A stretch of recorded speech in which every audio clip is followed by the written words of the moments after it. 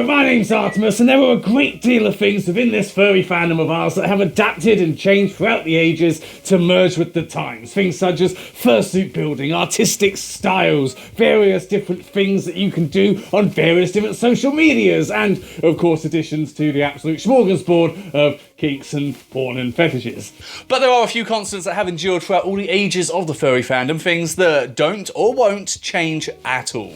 And yes, some of those things have not changed for the best, and some of them have not changed for the not so best. And we're going to cover just a couple of those today and see the sort of things that have stayed the same in this fandom. And yeah, that's what we're gonna do. Should we just get on with it already?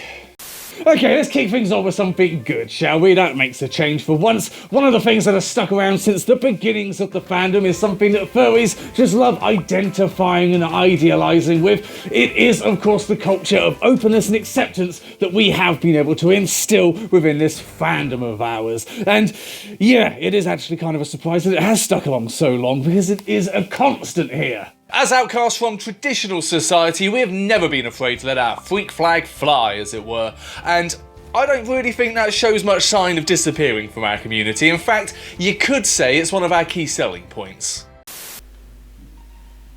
Hey there, couldn't help but notice you were checking out this fine beauty of a fandom right here, yeah? Oh, yeah, I was just browsing, really. I mean, this looks like a good option for me, I think. Good option? Boy howdy, let me tell you about some of the features that this fine community right here has. We're talking about acceptance and openness of all kinds of interests and identities. No matter how bizarre they might seem to traditional society, this one's got you covered. Now, tell me, is your current group, are they kind of tolerant of all that sort of stuff as well? Not so much. I mean, I've been with them for a while now, and I mean, it's fine, but they kind of just judge everything I do all the fucking time. Well, that'll be a thing of the past if you choose this fandom. I mean, you can fit so many good memories in here.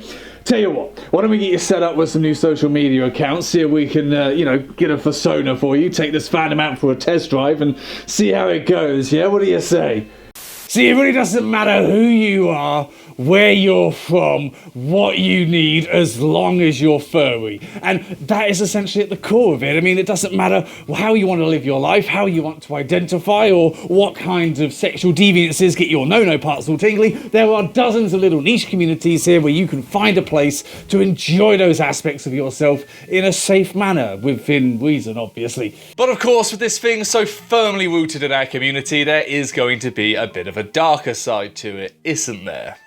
But one of the problems that you have when you create this kind of space that is built on openness and acceptance is that it does kind of act like a bit of a lightning rod for those specific individuals who decide to come and enact their cuntery on all of us. And that is a phrase I'm happy to coin for all of these assholes. Yes, when you build yourself on all of this tolerance and acceptance, there will always be that little undercurrent of scum that is trying to infiltrate it for their own nefarious deeds. Whether it's political extremism, toxic personalities seeking to extort others for their own sordid means, or the most depraved and immoral, disgusting parts of sexual fetishism and abuses, our furry fandom has sadly provided a little bit of a shield for a lot of these people, as it's so easy to hide all of these traits when you have a cute persona and a well-made fursuit. And because we're always happy to be so vocally accepting of people and try and put forth this image that we don't judge, these little fuckers are always happy to pick up that ammunition and play the martyr, whatever they're called, on their toxic bullshit. Alright, let's see what we got on the list. Okay, these guys are into group orgies. Yeah, no worries, all consenting, so that's absolutely no problem at all. Those over there, you're into sadomasochism. No worries, cool, you're all practicing a safe way, so yeah, you should be fine to go in. And is that a group of elbow fetishists? Okay, I can't quite wrap my head around that, but no, we're fine. Yep, there's absolutely no problem. If you want to go in, you're on the list, so we're all good. Hey bro, what's up? Now mate, sorry we're full up today. We are only letting people in who are on the list, people who we actually want in this fandom of ours. Oh come on, I'm sure I'm on the list there somewhere. Everybody wants me around, right? This looks like the perfect place. Okay, check your list. I bet I'm on there. Okay, I'll check. What interest is it you are again? It's look for interspecies erotica. Right. Okay. Yeah, I see. Yep, zoophilia. You are on the list. It's on the list of do not fucking let them in. They are not welcome here. So I guess that's your answer. Fuck off. Oh, right. Yeah, I see. You're supposed to be all tolerant and accepting. Well, that's just clearly bullshit, isn't it? You're treating me with fucking prejudice right now. Oh, I'll be more than happy to act with extreme prejudice. All right? Get the fuck out of my sight. Yep. Yep. No worries. Okay. Got the poor fetishist party of everybody in the fandom. In we go, lads. We are nothing if not a consistently creative community, continuously contributing confounding curiosities in all kinds of media, adapting with the times to new kinds of technology and advances in social media to be ahead of the curve and consistently pumping that shit out. Whether it's hundreds of artists bringing their unique styles to life, or dozens of filmmakers bringing their visions to life, or YouTubers trying to entertain everybody and inject some happiness into the fucking world, or like us, sarcasm, or musicians, or puppeteers, or fursuit makers, or writers, or animators. There are so many of us in this fandom that have that creative drive, and it is a hub of activity, something that's never going to go away. Something that won't change is that this is a home for all creatives, and that's kind of fucking amazing.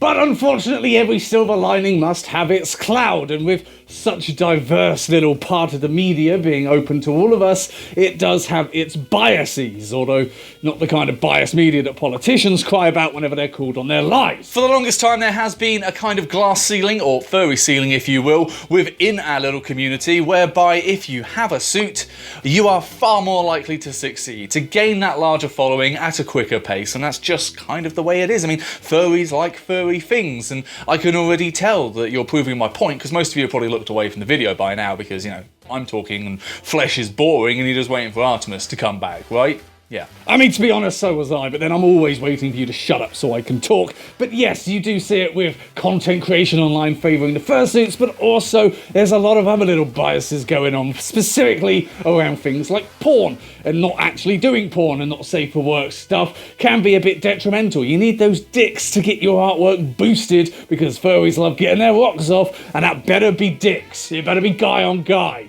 because otherwise it's not going to reach the same levels, alright? Sodomy is the way to go, because that's what furries like. Hello, yes, we have some serious things to talk about, but in the meantime, please focus your ears on me, but your eyes on what's appearing here, okay? So climate change is a big problem.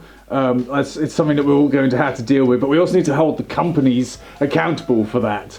Okay, because that's a bad thing. Also, we're being lied to by politicians. Fuck, I don't think that's enough. It's like, oh, we're being lied to. Oh. Okay, no, that's a little bit not enough either. Shit, who do we know who can get naked on camera? Because if it's not going to be me. Sadly, it does seem to be a problem that's here to stick around and will likely outlive us all, because unfortunately it is more eye-catching, and people do like what is familiar, and that's why what is familiar always tends to succeed, no matter how samey it gets. Hard as it may be to pour all of your hard work and passion into a project that you really care about only for the latest, you know, generic dick pic or fursuit cuddle fucking compilation to come out, it is going to be a problem that I feel creators are going to struggle with for quite some time.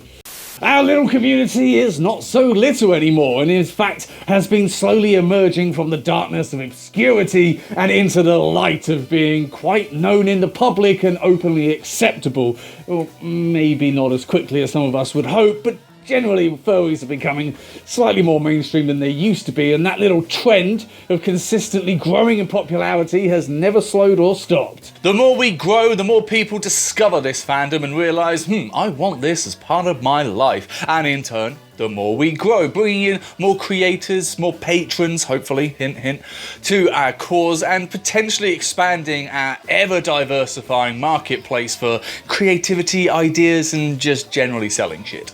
Conventions get bigger and bigger each year, with a more experienced and dedicated staff consistently finding ways to make them bigger, better, and more beloved. And in fact, it's no wonder that thousands flock to them every year that you can, in record numbers. But there is a little bit of a downside to this massive rapid expansion that we have experienced, and that is one of space. Now, the online community can grow pretty much as it wants. I mean, we can branch out into all kinds of social media and be involved, even if it is difficult to keep a tabs on it all. But the in-person stuff, the real-life stuff that we all go to, yeah, that's a little bit trickier. Conventions are generally where it's felt the most, and let's use a little example, shall we? I have been to Confuzzled 3 times in my life. The first time I registered on the night for a single room, and there was no real rush. It was an easy process, and a couple of months later there were still spaces available. The second time, I registered as soon as it opened, and all the spots were gone in an hour. The third time, they were gone within 20 minutes. That's just a space of 3 years, from good availability to nothing. Because more and more people want to go to these conventions because they are cool and amazing and such a great time. But the physical space of where these conventions take place, that doesn't change.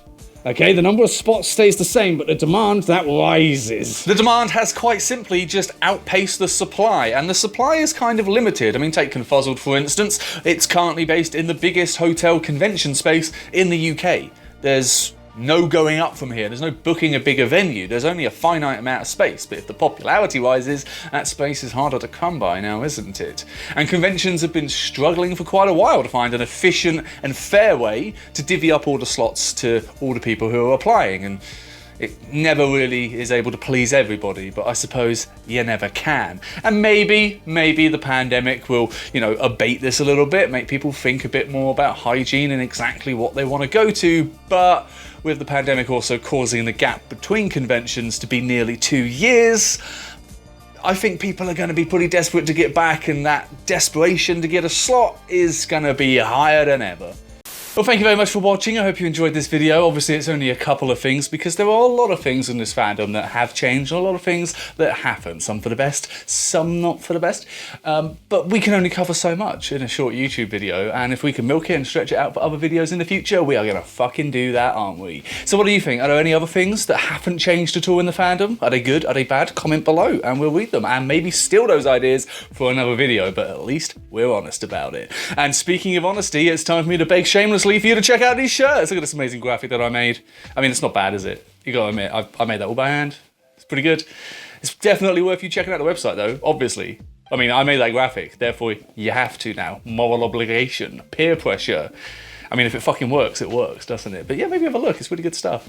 Anyway, it's time for the dog to beg shamelessly and shamefully at the same time for your money as well. So let's let Artemis have a chance, shall we? Thank you, goodbye. He's this close to just getting a cash app and dropping the fucking link, I swear to God. Just give him a fucking cup, sit him on a street corner, and he's happy. He's so fucking pathetic. But thank you for watching. Thank you so much. It is very good of you. I hope you enjoyed it. And yes, what do you think? Do these things have any potential to change? Are there other things that haven't changed in the fandom? Is there a graphic popping up here to maybe point you towards the Patreon to see how seamlessly I work that in? I'm getting good at this shit now, aren't I?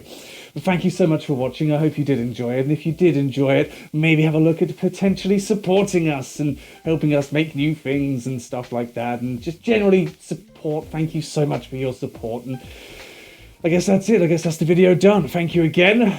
Comment below and I'll read them. And I will see you next week.